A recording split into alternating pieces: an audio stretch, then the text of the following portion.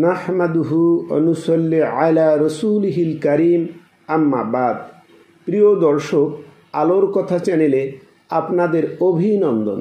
প্রিয় দর্শক, আমি উপস্থাপন করব নারীদের যেসব স্বভাবের কারণে সংসারে উন্নতি হয় না সেই স্বভাবগুলো। আশা করি আজকের আলোচনাটি আপনাদের অনেক অনেক উপকারে আসবে। নারীদের যেসব স্বভাবের কারণে সংসারে উন্নতি হয় না তা হলো, নাম্বার 1, ফরজ গোসলের ক্ষেত্রে অলসতা করা। নাম্বার 2, সকালে দেরি করে ঘুম থেকে ওঠা। নাম্বার 3, স্বামীর ইনকামে সন্তুষ্ট না থাকা। নাম্বার 4, স্বামীর মতামতের গুরুত্ব না দেওয়া।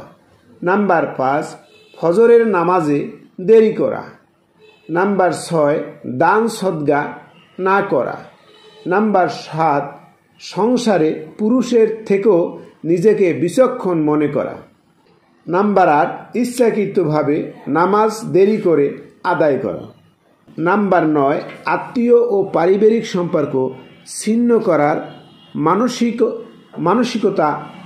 নাম্বার 9, আত্মীয় ও পারিবারিক সম্পর্ক ছিন্ন করার মানসিকতা থাকা।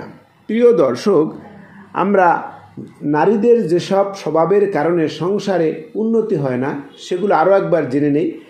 নাম্বার 1, ফরজ গোসলের ক্ষেত্রে অলসতা করা। নাম্বার 2, সকালে দেরি করে ঘুম থেকে ওঠা।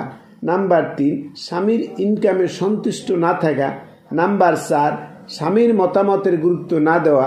নাম্বার 5, ফজরের নামাজে দেরি করা, ফজরের নামাজ কাজা করা। নাম্বার 6, দান সদকা না করা। নাম্বার 7, সংসারে পুরুষের থেকেও নিজেকে বিচক্ষণ মনে করা। নাম্বার 8, ইচ্ছাকৃতভাবে নামাজ দেরি করে আদায় করা।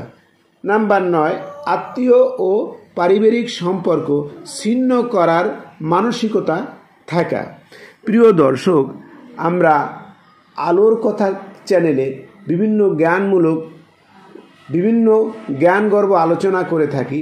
তাই আপনাদের যদি এই চ্যানেলটি ভালো লাগে তাহলে অনুগ্রহপূর্বক আমাদের চ্যানেলটি সাবস্ক্রাইব করুন ও আমাদের ভিডিওগুলো লাইক, শেয়ার ও কমেন্ট দিয়ে আমাদের পাশেই থাকুন।